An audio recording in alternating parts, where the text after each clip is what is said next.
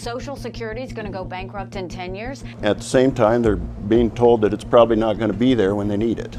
On the assumption I win, we are going to be terminating the payroll tax. No cuts for senior on Social Security or Medicare. But what we do know is 65 is way too low. The American dream. We all know it so well. As children, we were raised to believe that if we socialized, got an education, and worked hard, that we could secure a future filled with a 4-year degree, a 6-figure career, love, a cozy home with a white picket fence, 2 kids, a dog, and a comfortable retirement. It was the driving force behind our ambitions. It was the promise of a better life.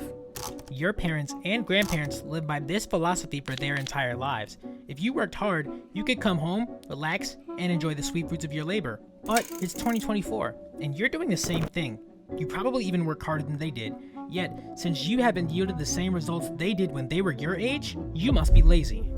Their parents did. Every generation. But I'm sorry, if you only want to work 4 hours, it's going to be harder for you to get a house. That's of course despite the price of college rising almost 308% since the 60s, half of recent graduates not even using their degrees, inflation killing the power of the dollar, housing exceeding growth in wages, as well as the continued downturn of economic prosperity in the United States. But no, the reason you're not well off like the generations prior to you must just be because you're lazy. But if we really take a second to look at reality, this cherished American dream of a well-deserved and honest retirement, which was once a beacon of hope to many young, hard-working Americans, seems to slip further and further away with each passing year. For many Americans, what was once the American dream has now morphed into an American nightmare. If you watched my last video, how your taxes are really used, then you'd know the United States allocates money it receives from collecting taxes and distributes it across various government agencies that control the United States.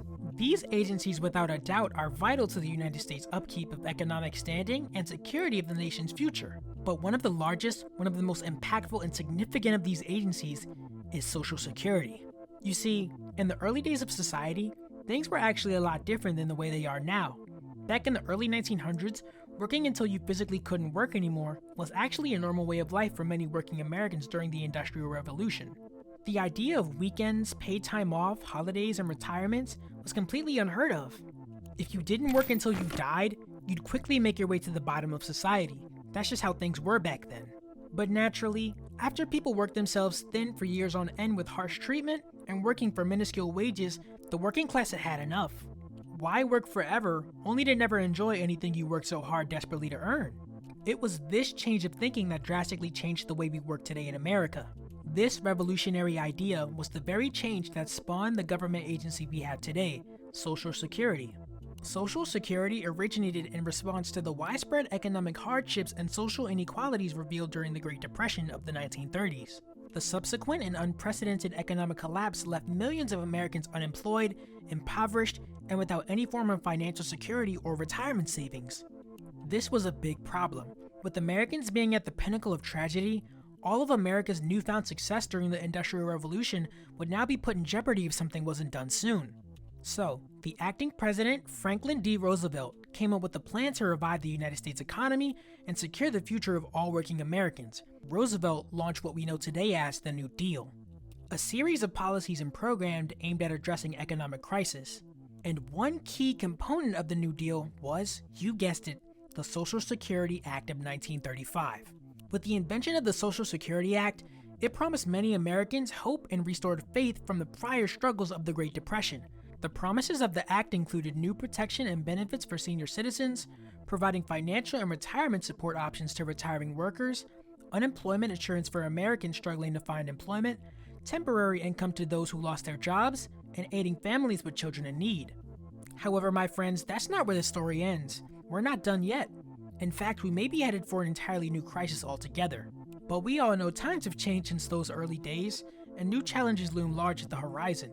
As we explore the new reality of Social Security and the future of Generation Z, we'll also uncover the grave threat that the United States faces today. So stay with me as we uncover the dark side of dollars and see why you'll never be able to retire. In order to understand why you possibly could never retire, we'll need to understand how Social Security actually works. An interesting way to think about it is just like a pyramid scheme. Envision it like this. Social Security is like one big bank account, and everyone who works has taxes taken from their paychecks to put some of their money into this account. This money is like a special savings account for when we get older and stop working. Now, when people who are retired and can't work anymore need money, the government allocates the money in this account to be given out to retirees to make sure that they're provided an accurate living. But here's the twist. Unlike a savings account, each time your money goes towards Social Security, that money isn't actually saved for you when you get older. In fact, it's the new generation of workers who have to work and pay taxes who are entirely responsible for funding your retirement, just like your taxes pay for the people who retired when you were working. It's just like one big circle of helping others pay their retirements. Which brings up another pressing issue for the future of upcoming working class Americans paying your retirement: iPad kids. iPad kids, for those who don't know, are children primarily in Generation Alpha whose parents have allowed them to have free reign on their iPads and other mobile devices without restrictions on their screen time or parental supervision when browsing the internet. The problem with this new rising epidemic of iPad kids is that the parents of these children have almost completely neglected their duties as a parent, causing these children to be extremely disobedient, disruptive, exposed to violent graphic content not suited for their age, and borderline addicted and obsessed with their devices. This replacement of parenting in exchange for screen time has already proven to be absolutely crippling for the intellectual skills of developing children. In fact, in a study published by Pew Research, it was found that more than 2 of 3 current parents admit to their child's technology usage, leading to a decrease in social skills and ability to form healthy relationships. A research paper at the University of Alberta published in April revealed that 5-year-olds who spent 2 or more hours a day on a screen were 5 times more likely reported by their parents as exhibiting symptoms of ADHD when compared to their peers who were on screens for 30 minutes or less. Parents and teachers across the United States have cried out on social media about the rampant outbreak and effects of iPad kids. They're disobedient, antisocial, violent, lack attention spans, and are just downright troubled. And yet you'll still need them to work together to pay your retirement. Now let's fast forward to the current state of the average millennial and Gen Z financially. Let's ask ourselves this question: how well off and close to retirement actually is the average person? Well, as it stands, the CNBC survey found that 61% of Americans are living paycheck to paycheck, up from 58% in March. Well, we hear that all the time. That may not be an accurate figure for you. So let's take a look at each generation and see how much they're both worth. As of now, the average net worth of millennials is anywhere from $62,000 to $127,000, and a salary between $52,000 and $62,000 a year. While Generation Z, ages 23 to 26, have an average net worth of around $35,000 to $53,000. And Generation Z, ages 16 to 24, earn a median salary of anywhere between $31,800 and $38,300. These numbers aren't bad, but how much does it actually cost to retire? Well, in 2024, the cost of everything seems to be rising, and shows no signs of slowing down. If we want to live out the rest of our days in retirement without completely relying on Social Security, it won't be free. It'll be expensive, in fact. It doesn't even begin to describe the cost of the American dream.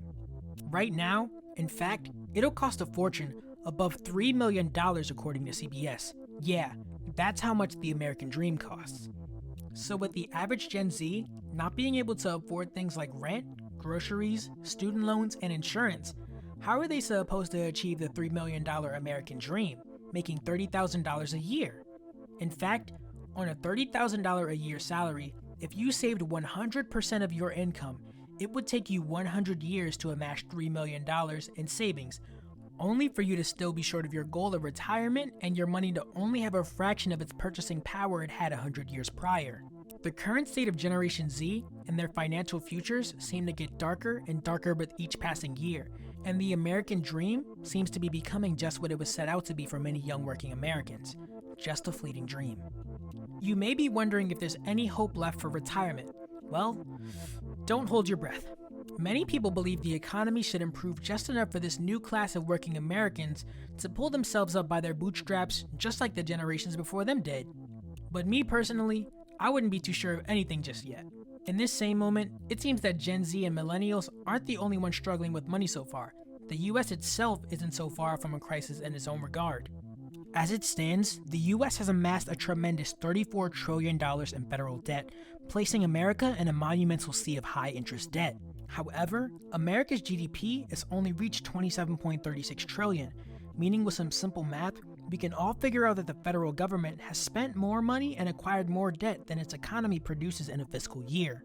As we look deeper, we can actually see that the United States is the largest national debt holder in terms of dollar amount and its economy, which resolves to a debt to GDP ratio of approximately 128%. This means that the government itself is over-leveraged and operating at a net expense of $1 trillion a month in interest payments back to its lenders. But wait, that's not all. Social Security, the nation's second largest agency in funding, is in trouble in the near future as well. Social Security, one of the last things that many Americans know they can securely rely on, is projected for an unforeseen funding issue in the coming near future. According to the 2022 Social Security Trustees Report, starting in 2034, Social Security checks given out can be cut by nearly 23% if Congress doesn't revise funding issues for Social Security.